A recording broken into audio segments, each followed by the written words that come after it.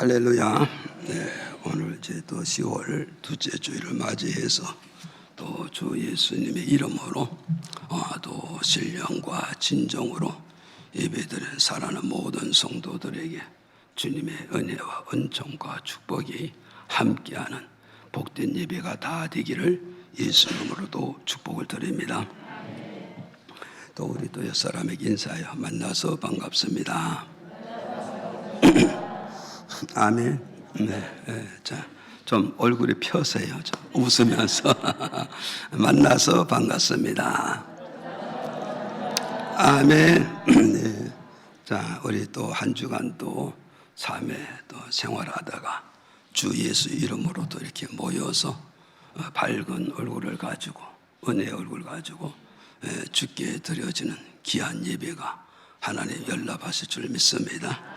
연락하신 하나님께서 또 좋은 은혜와 축복이 함께하는 복된 예배가 다 되기를 다시 한번 주 이름으로 또 축복을 드립니다.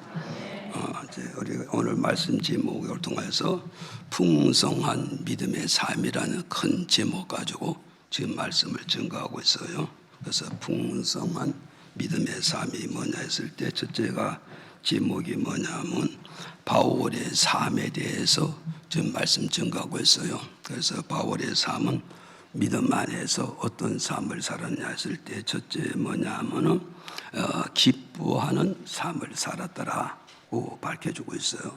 그래서 저도 그렇고 여러분도 그렇고 예수 안에서 기뻐하는 삶을 살기를 주 이름으로 축복을 드립니다. 그 다음에 바울의 삶의 두 번째가 뭐냐 할 때 부요한 삶. 부요한 삶이란 것은 뭘 말했어요? 주는 삶을 바울은 살아갔다는 것을 두 번째로 우리에게 말씀하고 있는 거예요 지금. 그래서 저도 그렇고 여러분도 그렇고 얻는 자가 되는 것이 아니라 주는 자의 삶을 살아가야 되는 것이다. 믿어지면 아멘. 그래서 왜 주는 삶을 살아야 하느냐 했을 때 로마서 1장 8절에서 쭉 보면 우리는 복음의 빚진 자이기 때문에 복음의 빚을 졌기 때문에 빚을 갚기 위해서 우리는 주는 자의 삶을 살아가야 되는 것이다. 우리에게 밝혀주고 있어요. 믿어지면 아멘 하세요. 네, 그 다음에 이제 세 번째는 뭐냐면 이제 고린도후서 6장 10절에 같이 읽어요. 시작. 근심하는 자 같으나 항상 기뻐하고 가난한 자 같으나 많은 사람을 부요하게 하고 아무것도 없는 자 같으나 모든 것을 가진 자로다. 아멘. 예, 그러니까 이제 세 번째로 바울의 삶은 뭐냐 했을 때에 모든 것을 가진 자의 삶이라 이렇게 밝혀주고 있어요. 그래서 세상 사람들이 바울 사도의 삶을 바라볼 때 아무것도 없는 자의 삶을 사는 것 같이 보였지만 그렇지만 바울 사도는 뭐겠어? 예수 그리스도 안에서 인생의 삶의 여정에서 모든 것을 가진 자의 삶을 살아가고 있다고 오늘 본문 말씀을 통해서 밝혀주고 있습니다. 그래서 저도 그렇고 여러분도 그렇고 예수 그리스도 안에서 모든 것을 가진 자의 삶을 사는 여생이 이어지기를 주 이름으로 축복드립니다. 세상 사람들은 세상에서 모든 것을 가지고 사는 것 같으나 세상을 다 가지지 못하고 있기 때문에 마음에 기쁨도 없고 마음에 감사도 없고 마음에 만족감이 없기 때문에 인생이 살아가는 그 여정 속에서 어떤가 욕심에 사로잡혀 있어요. 욕심에 잡힌다 이 말은 세상 것을 다 가진 것 같았지만 다 갖지 못했기 때문에 무엇이 붙들려 산다? 욕심에 붙들려서 살아가고 있다 이 말이죠. 그래서 욕심에 붙들려서 사는 자는 뭐요? 항상 어떤 삶을 사느냐면 부족한 삶을 살아가는 거예요. 부족한 삶을 살아가게 되고 항상 삶이 뭐요? 모자른 삶을 살게 되고 그리고 항상 뭐에서 가난한 삶을 살아가는 것이 세상의 모든 것을 가진 자들의 삶은 이렇게 살아가고 있다는 것을 이 말씀을 통해서 우리에게 좀 밝혀주고 있어요. 그러나 바울 사도는 이 세상에서 다 가진 자의 삶이라 이렇게 밝혀주고 있다고. 그럼 바울은 이 세상에 살면서 세상 것을 다 가지고 있는 자의 삶이라, 이 말은 뭐냐면 예수 그리스도를 가진 자의 삶을 살아가고 있다는 것을 여기서 바울 사도는 본문 말씀을 통해서 우리에게 밝혀주고 있는 것이다. 믿어지면 아멘 하세요. 그래서 세상 것을 다 가져도 내용으로 들어가면 저들은 다 갖지 못한 자고, 또 예수 믿는 자들이 안 믿는 자를 볼 때 아무것도 가지지 못한 것 같지만 다 가진 자의 삶이다. 다 가진 자의 삶. 그래서 다 가진 자의 삶이라 이 말은 뭐냐면 그 삶을 되다 보니까 결국 뭐냐, 예수 그리스도를 가지고 있기 때문에 세상을 다 가지고 사는 것이 바울의 사도고 오늘 목회자들의 삶이고 오늘 예수 믿는 성도의 삶이라는 것을 우리에게 가르쳐주고 있다. 예수 그리스도가 없이는 세상을 다 가진 것 같으나 다 가지지 못한 것이고, 다 가지지 못한 것 같으나 예수 그리스도를 가지고 있으면 다 가지고 사는 것이 인생의 삶이란 걸 우리에게 밝혀주고 있는 것이다. 그러면 예수 그리스도의 가진 자의 삶이 뭐냐는 걸 우리가 알아가요. 예수 그리스도를 가진 자는 다 가진 자의 삶이라잖아. 그럼 예수 그리스도를 가진 자의 삶이 뭐냐 했을 때 첫째는 뭐냐, 영혼의 평화를 가진 자의 삶이라는 걸 우리에게 밝혀주고 있는 거다. 믿어지면 아멘. 그래서 오늘부터 내가 세상에서 다 가지지 못한 것 같이 보이지만 실상 내용을 보면 나는 세상 것을 다 가지고 있는 자의 삶이다. 세상 것을 다 가지고 있다의 말은 뭐였어요? 예수 그리스도를 내가 가지고 인생의 여정을 살아가고 있는 것이다. 그럼 내가 예수 그리스도를 가진 자의 나의 삶은 어떤 삶이냐 했을 때 첫째가 바로 뭐냐? 영혼의 평안을, 믿으시면 아멘 하세요. 영혼의 평안을 누리는 그런 삶이었다는 걸 우리에게 밝혀주고 있는 것이다. 믿어지면 아멘 하세요. 그래서 저도 여러분도 예수 그리스도를 가졌다면 거기에 나타나는 증거가 뭐냐? 내 영혼의 평화가 있어야 되는 거예요. 내 영혼의 평화. 그래서 우리가 찬송에서 평화, 평화, 이것이 어디서 오는가? 하늘에서부터 내려오는 평안이라고 말씀해 주고 있단 말이죠. 하늘에서 내려온다 이 평안은 예수 그리스도로부터 오는 평안을 말씀해 주고 있다. 이 땅에 사는 그날까지 그 평안을 누리는 것이 바로 뭐냐? 예수 그리스도를 가진 자의 삶이 하늘의 평안을 누리게 된다는 걸 우리에게 가르쳐주고 있다. 믿어져 아멘했어요. 그래서 영혼의 평안이라 이 말은 뭐냐면, 영혼의 평안이라 이 말은 첫째로 바로 뭐냐? 구원받은 평안을 누리는 겁니다. 구원받은 평안. 저와 여러분 무슨 평안을 누려야 돼요? 구원받은 평안을, 이걸 우리가 삶 속에서 누리다가 어디요? 영원한 세상에 들어서 영원한 평안을 또 누리게 된다는 걸 이 말씀을 통해서 우리에게 가르쳐주고 있는 것이다. 그럼 우리는 보겠어요. 구원받은 평안이 뭐냐? 구원받은 평안이 뭐냐 했을 때 요한복음 15장 16절에 이렇게 말씀해 주고 있어요. 읽어볼까? 시작. 너희가 나를 택한 것이 아니요 내가 너희를 택하여 세웠나니 이는 너희로 가서 과실을 맺게 하고 또 너희 과실이 항상 있게 하여 내 이름으로 아버지께 무엇을 구하든지 다 받게 하려 함이니라. 자, 영혼의 평안이 뭐냐면 구원받은 평안인데, 구원은 어떻게 이루어져 가느냐 했을 때 바로 뭐냐? 하나님으로부터 뭐요? 선택을 받아야 되는 것이다. 믿어지면 아멘. 그러니까 인간의 노력으로 구원받는 것이 아니고, 인간의 어떤 고행으로 구원받는 것이 아니고, 인간의 어떤 업보를 세워서 구원받는 게 아니요. 이것은 뭐냐? 인간적인 믿음이란 말이에요. 이거는 우상적인 믿음이지 않죠. 그런데 우리는 구원이라는 것은 어디서 이루어지냐? 하나님으로부터 선택을 받아야 되는 것이다. 하나님께서 선택을 받아야 되는데, 이 선택이 뭐냐? 내가 하나님을 선택하는 것이 아니라 하나님이 나를 선택했다.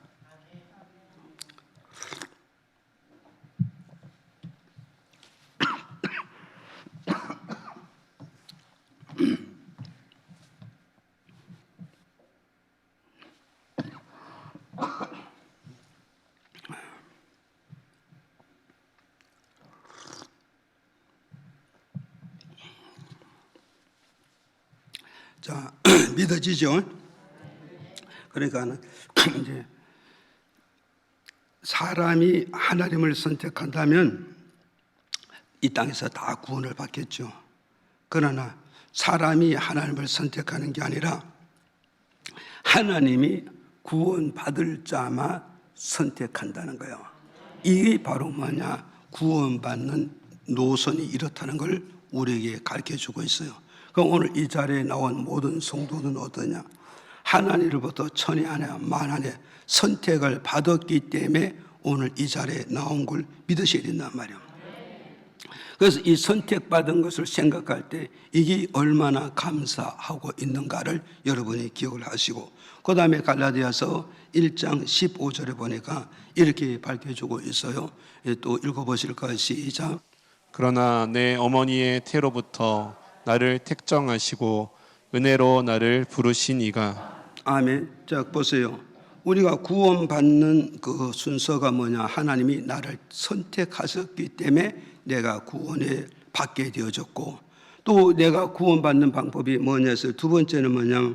하나님이 나를 불러주셔야 구원을 받게 되지, 하나님이 나를 불러주시지 아니하면 나는 구원을 받을 수 없는 것이다. 이걸 말씀해 주고 있잖아요. 그래서 바울 선생님이 자기 신앙의 고백을 하잖아요. 내 어머니 태로부터 나를 택정하셨다. 나를 선택하셨다. 나를 지명하셨다.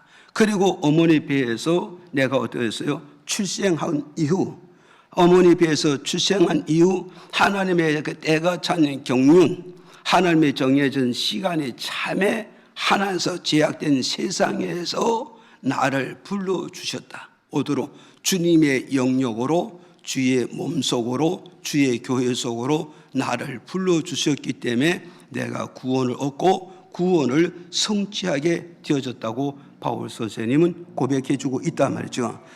이해가시죠? 그래서 하나님이 나를 부르지 아니하면 누구를 막론하고 하나님의 영역 속에 들어올 수 없고 하나님의 구원의 반열에 들어올 수 없다는 사실을 여러분이 그것을 믿는다면, 하나님이 나를 불러서 구원의 반열에 나를 세워줬다는 이 자체가 얼마나 감사하고 이게 얼마나 기뻐하고 이게 얼마나 하늘의 평화를, 하늘의 자유를 누리고 있는가를 저와 여러분 이걸 깨달아야 되는 거예요 지금.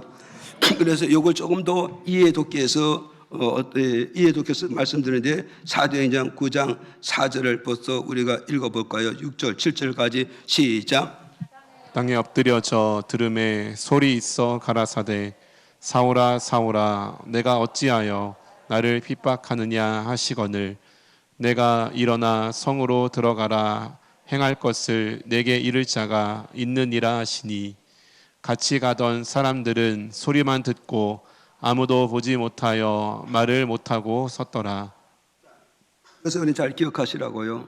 바울 선생님이 그랬잖아요.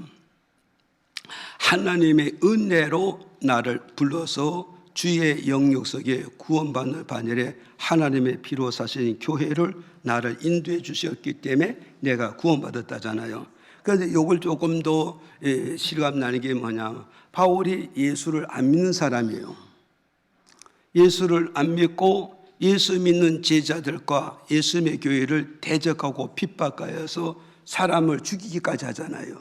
그렇게 죽이기까지 한 이 사람 인간 입장으로 볼 때 하나님의 사랑받을 게 하나도 없고 긍휼 입을 것이 하나도 없고 하나님 은혜 입을 게 하나도 없어요. 그런데 바울은 하나님의 부름을 받았다잖아요. 부름을 받았는데 여기서 뭐냐 9장 4절에 사오라 사오라, 이 말은 뭐냐? 하늘에서 소리가 들리는데 무슨 소리냐? 내 이름을 부르고 있는 이 소리를 누가 들었다고? 사울이라는 청년이 듣게 되어졌다는 걸, 이걸 우리에게 가르쳐주고 있단 말이죠.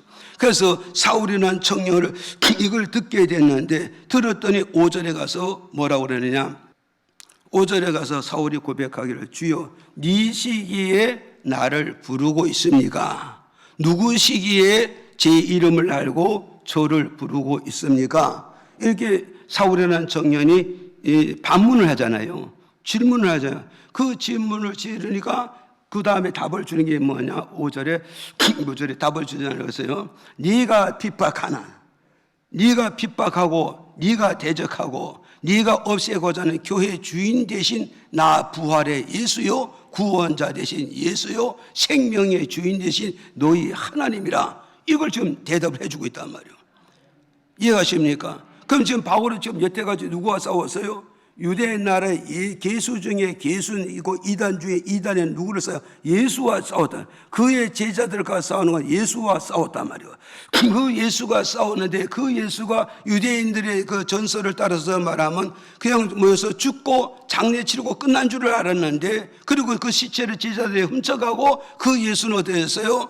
부활하지 않았다는 그런 것만 알고 있는데 그 예수님이 실제로 부활하셨습니다. 그분이 실제로 하나님의 승천에 하셔서 하늘 우편 보좌에 계시고, 그리고 예수님을 핍박하고 성도를 핍박하는 사울이라는 이 청년에게 나타나셔서 사울아 사울아 네가 어찌하여 나를 핍박하며 어찌하여 내 성도를 핍박하며 어찌 내 백성을 네가 괴롭하며 네가 어찌하여 하나님의 교회를 네가 없애려고 하느냐. 그러면서 뭐요? 예수님의 정체를 밝혀주고 있는, 그 밝혀주면서 6절에 가서 뭐라고 그러냐? 6절에 가서 너는 지금 여기서 엎어졌고 꼬꾸라졌으니 엎어지고 꼬꾸라진 이 자리에서 일어나서 내가 너에게 지시한 뭐요? 다메성에 들어가야 되느라. 다메성에 들어가느라. 다메성은 바로 뭐요? 예수 믿는 성도들이 거의 공동체란 말이에요. 지금 오늘 말하면 교회란 말이에요. 거기를 말하면 하나님의 섬기는 장소를 지금 말씀하고 있다. 그래서 들어가라고 그랬잖아요. 그러니까 이제 바로 가서 사울이라는 청년은 뭐요? 예수를 대적하고 핍박하고 제거하는 이런 대적자였지만 하나님의 선택받았고 너는 구원을 받았기 때문에 죄인들 가운데서, 그죠? 죄인들 가운데서 하나님의 대적하는 가운데서 성도를 죽이는 그 장소에서 하나님의 구원의 음성을 들으면 너는 주님께 나와서 구원받으라 부르심의 음성을 받게 되었다. 그 부르심을 음성하는데 어떠느냐? 7절에 가서 보니까 이렇게 해서 7절에 가서요. 보세요. 같이 가던 사람들, 이 바로 뭐냐? 사울이라는 이 청년, 바울이라는 이 청년이 함께 동행하는 자 있다. 누구야? 예수를 핍박하고 성도를 잡아 죽이고 교회를 없애는 그 동행자들이 함께 있는데 이들은 소리를 듣는데 이게 무슨 소리인지도 아무도 모르더라는 거죠. 그럼 이건 결국은 뭐냐? 바울과 함께 동행한 자들은 구원받았느냐? 못했냐? 구원받지 못했다. 왜 구원을 못 받았냐? 바울과 함께 동행한 이 동행자들은 뭐겠어요? 구원을 받기 위해서 부름을 받지 못했기 때문에 이들은 담배 속에 못 들어간단 말이에요. 교회 속에 못 들어가고 하나님 영역 속에 못 들어가고 구원의 반열에 설 수가 없었음을 이것을 통해서 증명해 주겠다는 거죠. 믿어집니까? 그래서 오늘 저와 여러분은 바로 뭐였어요? 우리 구원이라는 것은 바로 그냥 하나님의부터 제약 가운데 나 있는 우상 숭배에 있는 나, 하나님의 교회를 대적하고 하나님의 교회를 돌 던지는 나를, 그런 이치에 있는 나를 하나님의 부름을 받았을 때 구원의 성취와 구원의 완성을 이룰 수 있다는 걸 우리에게 주는 메시지란 말이죠. 이해가시죠? 그래서 오늘 저와 여러분은 아버지께서 내게 부르지 아니하면 아무도 내게 없다. 그래서 요한복음 6장 44절에 아버지께서 나에게 보내, 이 말은 뭐냐면 아버지께서 예수께로 사람을 보내지 아니하면 아무도 내게 올 자가 없는다. 그러면 예수 그리스도가 오늘 저와 여러분을 예수의 피로 사신 교회로, 하나님의 영역으로, 예수 그리스도의 영역으로 안으로 불러주지 아니하면 아무도 나올 자가 없다는 걸 우리에게 주는 메시지입니다. 믿어지면 아멘 하세요. 그래서 우리는 이걸 알아야 되고, 그 다음에 뭐였어요? 사도행전 11장 8절에 가서 보니까 이렇게 말씀해 주고 있습니다. 우리 읽어보실까요? 시작. 저희가 이 말을 듣고 잠잠하여 하나님께 영광을 돌려 가로되 그러면 하나님께서 이방인에게도 생명 얻는 회개를 주셨도다 하니라. 자 보세요. 그럼 우리는 이제 구원의 길이 첫째는 선택받았고 제약 가운데서 우리가 부름을 받았잖아요. 부름을 받고 나니까 어디냐? 사도행전 12장 18절에 뭐냐? 회개의 영을 부어주셨다는 거예요. 그래서 이방인에게 생명 얻는 회개를 주셨느니라. 믿으시면 아멘 하세요. 그럼 오늘 저와 여러분은 회개는 어떠해서? 회개는 육적 회개가 있고 영적 회개가 있습니다. 그런데 여기서 말하는 회개는 뭐냐면 생명 있는 회개란 말이에요. 생명 있는 회개. 이 생명 있는 회개는 뭐냐? 성령의 이끌림을 받아서 하나님이 지명하는 그 죄를 회개하고 자복하고 통회하는 이 역사가 이루어졌다는 걸 지금 이 말씀을 들어서 우리에게 주는 거란 말이죠. 그러니까 우리는 이성적으로, 우리는 도덕적으로, 우리는 윤리적으로 내가 이것을 잘못한 거야, 내가 이거 실수한 거야, 이거 뭐 빗나간 거야, 하나님 회개하겠습니다. 이거는 이성적으로 회개하는 거예요 지금. 그러나 성령이, 하나님의 영이 내게 임해서 하나님과 나 사이에 가로막힌 그 죄가 뭐냐, 그 죄를 성령님이 내게 알려줘 가지고 그 죄를 철저히 회개하고 자복하고 통회해서 죄 사함을 받게 만드신다는 걸 이 말씀을 들어서 우리에게 주는 메시지입니다.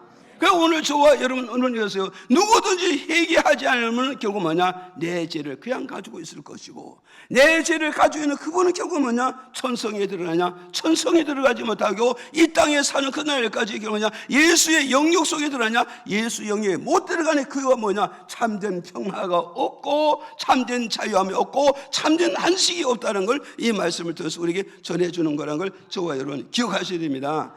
그래서 고린도후서 7장 10절에 보니까 이렇게 말씀해 주고 있어요. 시작. 하나님의 뜻대로 하는 근심은 후회할 것이 없는 구원에 이르게 하는 회개를 이루는 것이요 세상 근심은 사망을 이루는 것이니라. 아멘. 저 여기서 이제 뭐냐, 고린도후서 7장 10절의 핵심은 바로 뭐냐면 하나님 뜻대로 회개하는 자는 뭐다?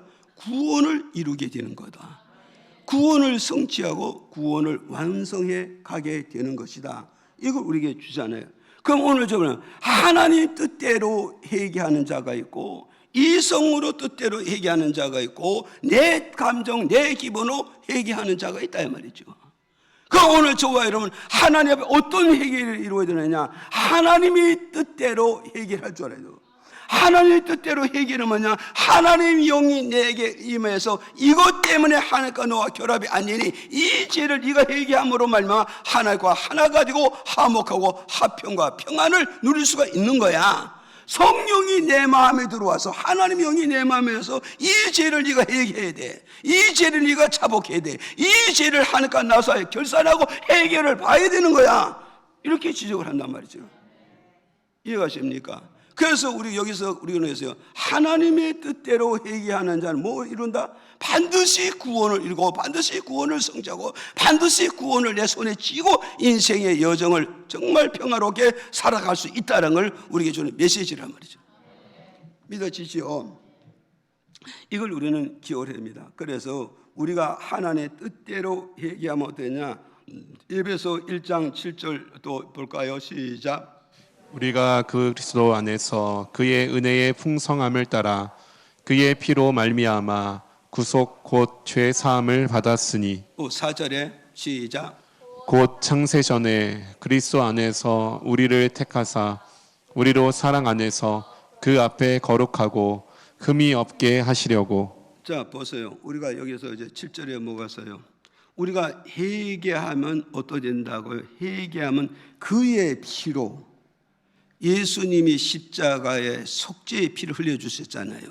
예수님 십자가에서 속죄의 피를 흘리는 그 피로 내가 회개하면 내 죄를 씻어주고 내 죄를 용서해 주시고 내 죄를 사해 주신다네요. 그래서 하나님과 나 사이에 만나서 정말 성령의 역사하심을 따라 하나님 원하는 뜻대로 회개하면 결국 뭐냐? 그의 피가 내게 효력이 있게 돼서 내 죄를 씻어주잖아요. 내 죄를 씻어주니까 나는 4절에 가서 하나님과 나와 관계가 어떠냐? 어떠했어요? 하나님 앞에 뭐였어요? 흠이 없는 자가 되었다 이 말이죠. 흠이 없는 자가 되어졌다. 믿었습니까? 이 말은 회개함으로 예수의 피가 내 죄를 씻고 내 죄를 씻어줌으로써 하나님과 나 사이에 뭐요? 죄가 없잖아. 흠이 없다는 죄가 없다는 거. 죄가 없으니 하나님과 나와 어떤 관계가 돼요? 임마누엘의 관계되고 하나의 관계되고 연합의 관계가 이루어지니 그 속에서 나타나는 게 뭐냐? 내 영혼의 뭐요? 구원받은 평화가 샘솟듯이 일어나고 속속나게 된다는 걸 우리에게 주는 첫 번째 메시지라는 걸 저와 여러분 기억을 하시길 바랍니다. 그 다음에 또 두 번째로 뭐냐, 우리가 무슨 평안이냐, 창세기 15장 15절에 이렇게 또 말씀해 주고 있어요. 읽어볼까? 시작. 너는 장수하다가 평안히 조상에게로 돌아가 장사될 것이요. 자 보세요. 이게 뭐냐면 보세요. 하나님께서 믿음의 조상 아브라함에게 주는 말씀이란 말이요. 믿음의 조상 아브라함에게 주신 말씀인데, 하나님께서 아브라함에게 주신 말씀, 너는 가나안 땅에 들어가서 넌 어떻게 살아야 된다고? 가나안 땅에 가서 장수하게 살으라 이 말이요. 장수하게 살으라. 그러니까 뭐요? 오래오래 살으라 이 말이요. 오래오래 살으라. 그럼 그 오래오래 살게 해서 하나님 어떤 뒷받침을 해준다고요? 건강의 뒷받침을 해줄 것이다. 믿어지면 아멘. 그럼 오늘 저번에 우리 오래 살아도 건강하게 살지 못하면 이게 복이 아니라 뭐요? 하나님의 학언이고 이게 하나님의 저주라고. 이 저주. 그래서 우리가 오래 살아도 뭐요? 오래 살 수 있는 보장이 바로 뭐냐? 내가 건강의 보장을 받아야 돼요. 이 건강한 인간이 지키는 것도 있겠지만 결국은 뭐냐? 하나님이 내 건강을 지켜줌으로써 내가 인생을 다하는 그날까지 건강하게 살아갈 수 있다는 걸 우리에게 가르쳐주고 있고, 여기에서 또 뭐요? 너는 오래 뭐요? 장수의 살을 건강에도 축복, 지금 오래 살 동안에 입을 게 없고 먹을 게 없고 잠잘 것이 없다. 이 장수의 축복이 아니란 말이에요. 장수의 축복이야. 그럼 장수의 축복이면 뭐가 있어요? 건강의 축복이 들지만 입는 축복도 따라야 하고, 사용할 수 있는 거처하는 경제의 축복도, 물질의 축복도, 환경의 축복도 따라야 이게 건강한 축복을 누리게 된다는 걸 우리에게 주는 메시지란 말이죠. 이해가십니까? 그럼 이게 그러면서 결국은 뭐가 있어요? 그럼 이 장수하게 산다는 말은 이 결국은 뭐가 있어요? 하나님이 뭐가 있어요? 나를 오랫동안 살게 한다. 내게 건강을 뒷받쳐 준다. 모든 뭐요? 환경과 경제를 뒷받쳐 준다. 그러게 되면 결국은 바로 뭐가 있어요? 내가 행복한 인생을 살고 행복한 여정을 가게 된다. 이걸 우리에게 가르쳐주고 있잖아요. 그리고 나서 하나님께서 이 아브라함에게 뭐냐? 네가 임종할 때 어떠했어요? 네가 임종할 때 어떠겠어요? 장수하다가 평안히 돌아간다고. 이건 뭐냐? 아브라함이 임종할 때 너를 평안하게 임종할 수 있는 복을 내가 주리라고 말씀해 주고 있단 말이죠. 그러니 아브라함은 결국 뭐냐? 마지막에 이 세상에 떠날 때 무슨 복을 받아서? 임종의 복을 받았다 이 말이에요. 그러나 임종의 복을 받았으니 아브라함이 이 세상을 떠날 때 어떻게 돌아가셨느냐? 어떻게 임종했냐? 돌아가실 때 이를 북북 깔면서 돌아간 것이 아니고 저주하면서 돌아간 것이고 고통스러워 괴로워서 돌아간 것이 아니고 마지막 임종할 때 하나님이 너를 먹어서 임종할 때 내가 편안하게 임종하리라고 약속하신 대로, 응답해 주신 대로 그대로 아브라함은 임종할 때 정말 편안하게 임종하는 그런 축복을 누렸다는 걸 성경을 통해서 우리에게 증명해 주고 있다는 사실을 저와 여러분 믿으셔야 됩니다. 믿으시면 아멘 하세요. 그래서 오늘 저와 여러분 우리는 기억을 해야 되는 것입니다. 그래서 우리는 가장 뭐해서 이 세상에서 5대 복 중에서 하나가 바로 뭐냐? 임종하는 복이라는 거예요. 임종하는 복. 그래서 우리 세상에서 뭐 감정과 강정에 격하여서 어떤 저주가 뭐냐? 너 죽을 때 잘 죽나? 어디 한번 보자. 이런 말이 있잖아요, 지금. 이게 말이 뭐냐면 결국은 뭐냐? 세상에서 나쁜 짓거리 하면, 세상에 많은 죄를 지고 있으면 결국은 임종할 때 그만큼 고통과 괴로움을 겪는다 이 말이죠. 그럼 우리는 사람과 사람의 이 감정이 아니라 하나님과 나와 죄의 청산을 깨끗이 하고 하나님과 나와 관계를 잘 맺으면 어떻게 된다? 내도 아브라함 같이 임종할 때 편안히 임종할 수 있는 이런 축복을 우리에게 주시겠다는 약속이라는 걸 저와 여러분 믿으시기를 바랍니다. 그래서 열왕기하 22장 20절에 가서 보니까 이렇게 말씀해 주고 있어요. 한번 읽어 보실까요? 그러므로 내가 너로 너의 열조에게 돌아가서 평안히 묘실로 들어가게 하리니 내가 이곳에 내리는 모든 재앙을 내가 눈으로 보지 못하리라 하셨느니라. 사자들이 왕에게 복명하니라. 아멘. 자, 여기서 우리는 또 기억을 해야 된다고. 유다 나라 요시야 왕이잖아요. 유다 나라 요시야 왕인데 하나님께서 요시야 왕에게 나타나서 하신 말씀이 네가 임종할 때 내가 편안하게 임종할 수 있게끔 내가 축복하리라. 믿으십니까? 오늘 우리 이런 보장을 받아야 되고, 하나님께서 내가 믿음 생활 잘하고 신앙 생활 잘하고 하나님을 잘 섬겼더니 어느 날 하나님께서 내게 딱 나타나서 하시는 말씀이 뭐냐? 네가 이 땅에 떠날 때 편안하게 임종시켜 줄게. 이게 얼마나 축복이겠어요. 그런 편안히 임종시킨다의 말은 뭐겠어요? 내가 죽음을 두려워한다, 안 두려워한다? 죽음을 두려워하지 않는 거예요. 지금 죽음을 두려워하지 않는 거예요. 지금 그러면 하나님께서 유다 나라 요시야 왕에게 네가 임종할 때 편안하게 임종할 수 있게 축복해 주마. 그럼 무엇이요? 이 편안한 임종하는 축복을 주는 이유가 무엇이냐? 그 이유를 우리가 알아야 된다고요. 이유를 알아야 오늘 또 우리는 그런 축복을 우리가 받을 수 있다는 걸 우리에게 주는 거죠. 그 이유가 뭐냐 했을 때 첫 번째로 5절에 이렇게 말씀해 주고 있어요. 읽어볼까요? 열왕기야 22장 5절에 시작. 여호와의 전 역사 감독자의 손에 붙여 저희로 여호와의 전에 있는 공장에게 주어 전에 퇴락한 것을 수리하게 하되. 자, 보세요. 요시야 왕이 임종의 축복 받을 수 있는 그 이유가 어디 있냐 했을 때 결국 뭐냐? 하나님을 위해서 헌신을 드리기 때문에 나는 너를 임종할 때 평안의 축복으로 임종하게 만들겠다는 이런 축복을 주는 거죠. 지금. 그럼 이게 지금 열왕기하 22장 5절에 뭐가 있어요? 요시야 왕은 하나님의 성전에서 뭘 보았다고요? 주의 전이 퇴락된 것을 나는 보았다는 거예요. 퇴락된 것을 보았다. 이 말은 뭘 말했어요? 하나님의 성전이 지어진 지 오래되었는데 여기도 부서지고 저기도 깨지고, 그리고 성전 건축에서 많은 부착물이 있었는데 이 부착물이 여기 떨어지고 저기 지고 자꾸 떨어지는 거예요. 이 떨어지는데 어느 누구도 하나님의 성전이 이렇게 퇴락되어지는데, 이렇게 낡았는데 어느 누구도 성전을 어디서 수리하자는 사람이 하나도 없는 거예요. 자기 집은 수리를 잘하며 자기 집은 리모델링을 잘하면서 하나님의 집을 수리하고 하나님의 성전을 뭐가 있어요? 리모델링 하자는 이런 제안을 드는 자가 하나도 없었던 거예요. 그런데 요시야 왕이 하나님의 성전에 와서 보니까 이 성전이 너무나도 퇴락된 거예요. 모든 부식이 되고 모든 부착물이 자꾸 떨어지는 걸 바라보니까 요시야 왕이 제사장 hil기야에게 뭐냐? 하나님의 성전을 바로 뭐냐? 리모델링 해야 된다.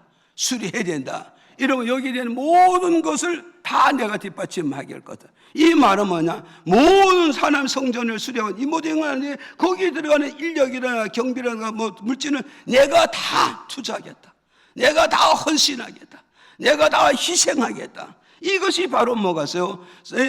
제사장하고 왕이 주고받은 이 대화였고, 하나님 성전 이 건축하는데 사람만 보는 것 같지만 우리가 믿는 전지전능하신 하나님이 눈으로 보셨고 귀로 들으셨고 성전 수리하고 헌신한 이거 다 받으셨기 때문에 하나님께서 요시야 왕에 네가 임종할 때 편안히 임종할 수 있게끔 내가 복을 줄게. 염려하지 마. 걱정하지 마. 네가 임종하는 그날까지 네가 건강하게 살아가게 만들게. 네가 이 세상에 사는 그날까지 경제 어려움 없이 경제의 축복도 물질에도 축복 줄 테니 걱정하지 마. 이런 축복 주잖아요. 믿어지면 아멘 하세요. 믿어져요? 오늘 우리는 기억을 하시라고요. 그럼 우리는 흔히 말하잖아요. 하나님께 복받기 뭐라면 어때요? 복받을 수 있는 짓거리를 해야 된다. 흔히 사람들 사이에서 말하잖아요. 이 복받는 짓거리가 바로 뭐냐? 내가 하나님께서 뭔가 희생을, 뭔가 헌신을, 뭔가 봉사를 드림으로 말미암아 하나님 그를 받으심으로 요시야에게 임하여서 축복하신 거예요. 오늘 저와 여러분이 임재해서 그런 축복도, 그런 약속도, 그런 메시지도 줄 수 있다는 걸 우리에게 주는 메시지입니다. 이걸 믿으시기를 바랍니다. 이해가시죠? 이걸 우리는 알아야 됩니다. 그럼 우리도 다른 각도로 말씀을 드리면 무수한 사람들이 성전에 들어가면서 퇴락된 것을 눈에 보이지 않았지만 요시야 왕만이 이 눈에 보였다. 이 말은 뭐냐? 하나님 요시야에게 너가 이 눈을 보게 했던 하나님 보게 만들어 너가 이걸 감당하라는 것을 하나님 주시는 사인이고 메시지란 말이죠. 그렇다 보니 저는 뭐냐? 다른 사람은 보이지 않았는데 나만이 보였다. 다른 사람은 깨달지 못해 나만 깨달았다. 다른 사람은 들리지 못해 나만이 들려졌다. 이건 결국엔 내게 준 사명이란 말이야. 내게 준 사명. 이 사명을 가지고 헌신할 때 받으시고 역사하시는 주님이라는 사실을 이걸 우리는 깨달아야 됩니다. 그 다음에 두 번째 뭐가 있어요? 두 번째는 뭐냐? 열왕기하 2장 8절, 10절 두 구절을 볼게요. 시작. 대제사장 힐기야가 서기관 사반에게 이르되 내가 여호와의 전에서 율법책을 발견하였노라 하고 그 책을 사반에게 주니 사반이 읽으니라. 또 왕에게 고하여 가로되 제사장 힐기야가 내게 책을 주더이다 하고 왕의 앞에서 읽음에. 자 보세요. 두 번째 뭐냐? 두 번째는 뭐냐면 이제 두 번째는 뭐냐면 하나님의 말씀을 받아 변화를 가져오기 때문에 하나님께서 어떻게 하세요? 왕에게 요시야 왕에게 평안한 임종할 수 있게 복을 주겠다. 이걸 약속한단 말이죠. 이해가시죠? 그럼 이 말이 뭐냐면 하나님의 성전을 지금 수리하고 있다고요. 성전을 수리를 하는데 지금 하나님의 말씀이 없는 시대요. 하나님의 말씀이 없는 시대. 왜냐하면 하나님의 말씀이 다 나를 쫓고 없어져 버렸다고. 그런데 이 성전이 퇴락돼서 성전 수리하는데 그 성전 수리하다가 뭘 발견해내냐? 하나님의 율법책을 발견했다 이거요. 율법책. 율법책이라 말하면 이거 뭐냐? 구약의 성경 말씀을 말하는 구약 성경. 그래서 이 구약 성경을 율법책을 발견해서 힐기야 제사장이 이것을 읽어보고 이건 하나님 말씀이라는 걸 너무 깨달아서 그걸 가서 서기관과 사반에게 주어가지고 왕에게 갖다 주라 그랬어. 그 왕에게 갖다 주니까 왕이 가져오니까 왕이 뭐요? 서기관과 사반에게 이 말씀을 내 앞에서 읽어보라 이 말이요. 읽어보라. 그랬더니 뭐요? 요시야 왕이 그 말씀 읽을 때 요시야 왕이 이 말씀을 듣고서 하나님의 말씀을 듣고 어땠냐? 변화를 가져왔다는 거예요. 변화를 가져왔다. 그럼 오늘 저와 여러분 우리는 하나님의 말씀을 읽음으로 내가 변화를 가져와야 되고 하나님의 말씀을 내가 들음으로 내가 신앙의 변화를 가져야 되고 하나님의 말씀을 뭐였어요? 내가 배움으로 결국 뭐가 있어요? 내가 신학의 변화와 인격의 변화를 가져와야 된다는 걸 우리에게 주는 메시지란 말이죠. 이해가십니까? 그러면 요시야 왕은 하나님의 말씀을 듣고 어떤 변화를 가져왔느냐? 그 변화가 바로 뭐냐 했더니 19절에 자 어떤 변화를 가져왔느냐? 19절에 시작. 내가 이곳과 그 거민에게 대하여 빈터가 되고 저주가 되리라 한 말을 내가 듣고 마음이 연하여 여호와 앞 곧 내 앞에서 겸비하여 옷을 찢고 통곡하였으므로 나도 내 말을 들었노라. 여호와가 말하였느니라. 자, 어떤 변화를 가져왔느냐 했을 때 첫째 뭐냐면 19절에 그러잖아요. 어떤 변화를 하냐? 마음이 연하여졌다잖아. 마음이 연하여졌다. 그래서 오늘 보세요. 왕이 하나님의 말씀을 듣고 어떠해서 마음이 듣고 마음에 품고 있던 모든 악함, 이 악함이 다 물러갔다는 거예요. 마음이 다 물러가고 그 마음이 어땠어요? 악한 마음, 악한 고집, 악한 주장 이것이 다 무너지고 뭐요? 마음이 어떠했어요? 연하해졌다 이 말이에요. 마음이 연하해졌다 이 말은 마음이 부드러워졌다, 마음이 유순해졌다, 마음이 온유해졌다. 이걸 우리에게 가르쳐주고 있단 말이죠. 믿어집니까? 그러니까 오늘 우리 이 메시지를 듣고 우리 뭐냐? 우리는 하나님의 말씀을 들음으로써 굳어 있는 마음이 물러가야 되죠. 예?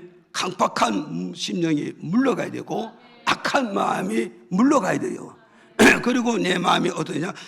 부드러워야 돼. 이 마음이 부드러워져야 돼요. 지금 이 사람의 마음이 이게 부드러워짐으로써 결국 뭐냐, 하나님과 나와 연결도 잘 되지만 사람과 사람의 관계가 잘 맺어질 수가 있다는 걸 오늘 우리에게 가르쳐주고 있는 거죠. 그래서 예수님께서 마태복음 11장 28절 29절에 뭐냐, 수고하고 무거운 짐진 자들아 다 내게 오라, 내가 너희를 편히 쉬게 하리라. 그리고 나는 마음이 온유하고 겸손하니 내게 와서 배워라. 내게 배워라. 이 말은 뭐가서요?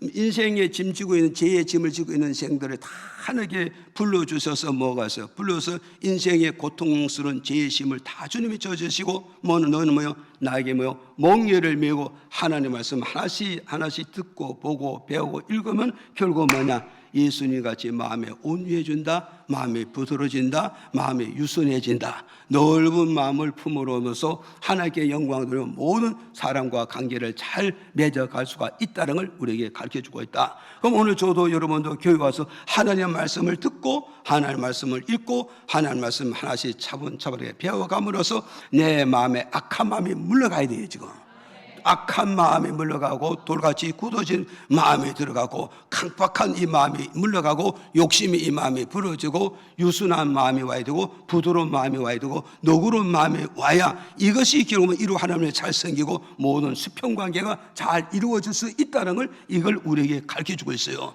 그래서 우리는 하나님의 말씀 듣고 요시야 왕은 이렇게 마음이 강박한 마음이 부드러워지는 이런 변화를 첫 번째로 가져왔다는 걸 우리에게 주는 거예요. 지금 이해하시죠? 그 다음에 또 19절에 또 보니까 어떻게 했느냐 보세요. 중반부에 보면서 여호와 앞 곧 내 앞에서 앞에서 요시야 왕이요 하나님 앞에 말씀 듣고 뭐요? 겸비해졌더라. 믿어집니까? 중반부 나저 세 번째 줄에. 그러니까 우리는 여기서 뭐가서 요시야 왕이 하나님의 말씀 듣고 어디서 겸비해졌다라고 해요. 겸비해졌다. 이해가시죠? 그래서 이 겸비란 것은 뭐냐? 내 마음이 하나님 말씀을 들음으로써 뭐냐? 내 마음이 점점 작아졌다는 거예요. 오늘 저와 여러분, 내가 말씀을 듣기 전에, 말씀을 읽기 전에, 말씀을 배우기 전에 내 마음이 하나님보다 더 큰 자가 됐어. 내 마음이 하나님보다 더 커져.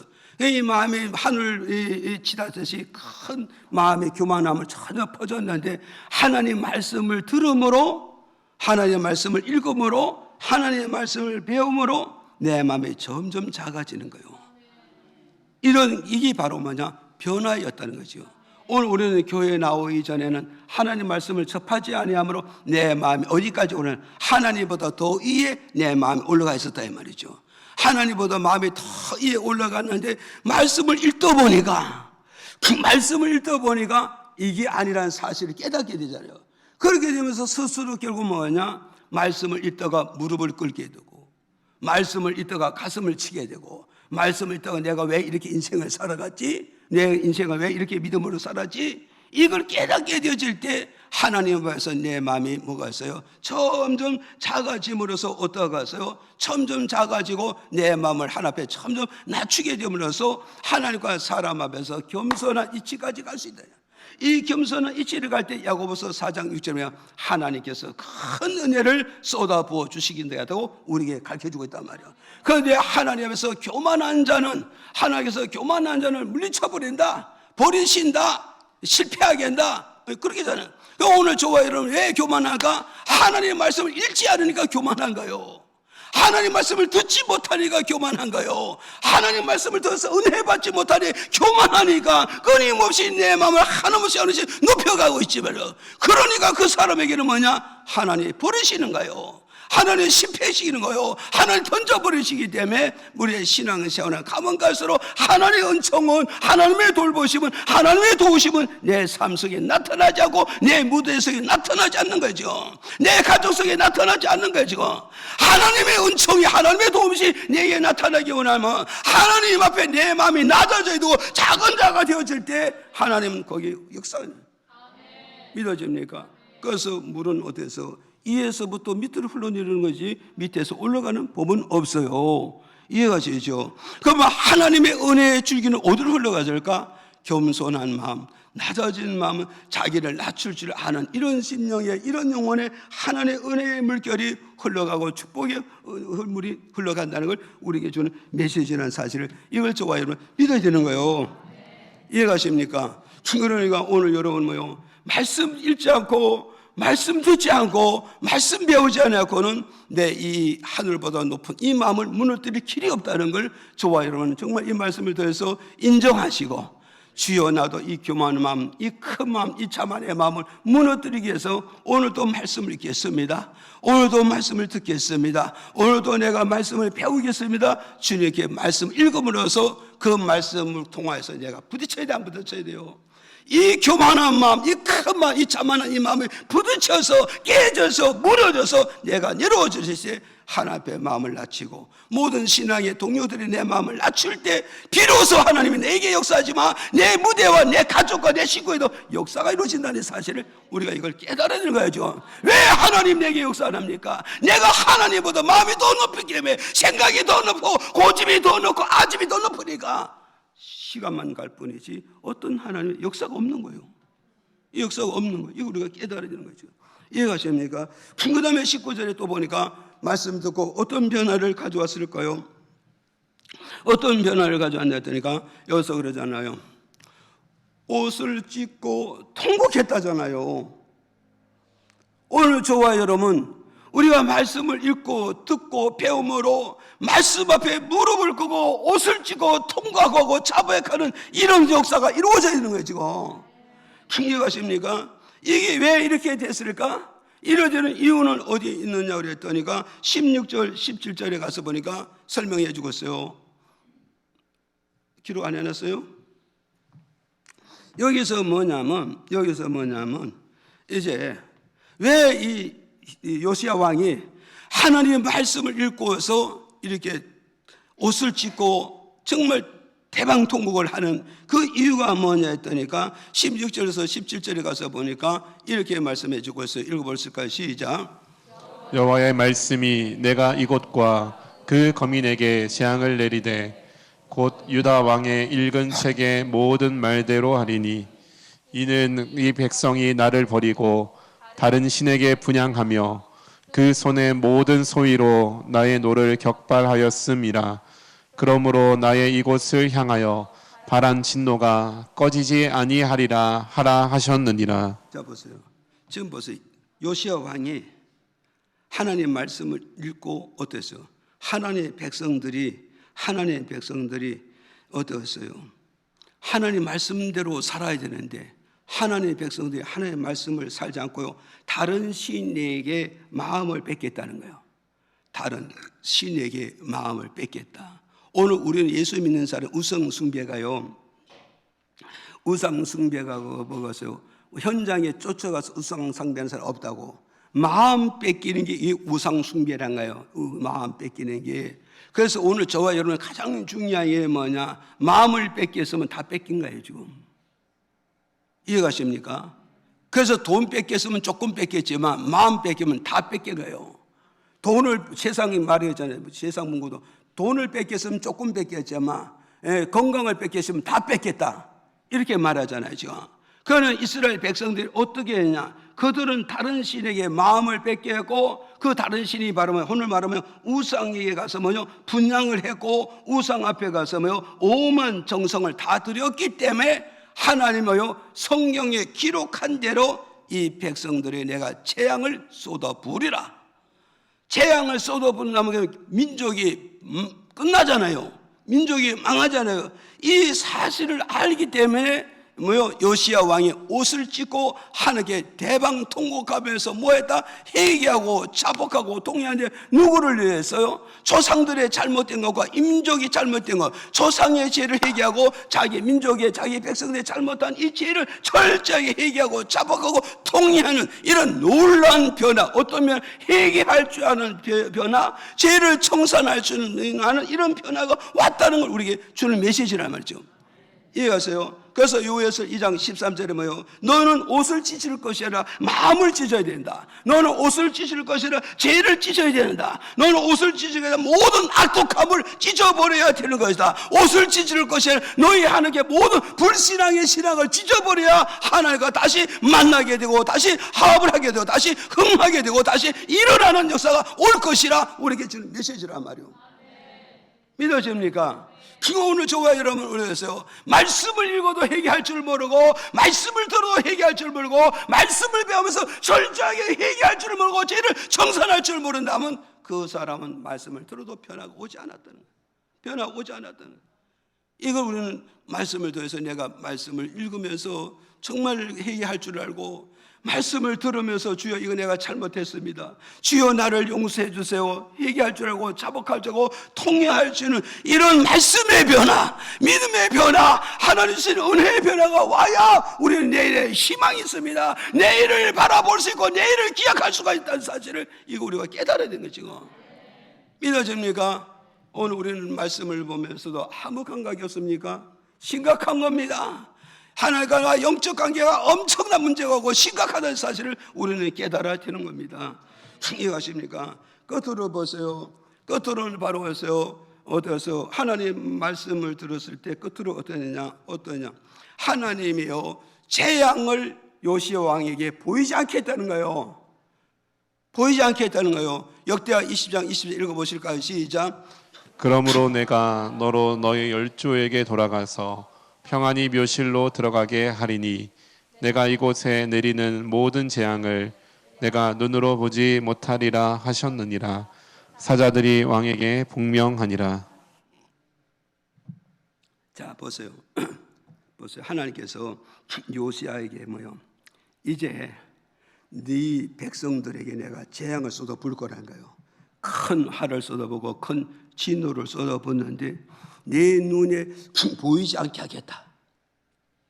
내 눈에 보이지 않겠다. 이게 뭘 말하냐면 요시야 왕이 자손들이 화를 받고 백성들이 화를 봐서 뭐 갈기갈기 찢어고 실패하고 이렇게 됐을 때 그때 요시야 왕이 임종한다면 편안히 눈을 감겠어요?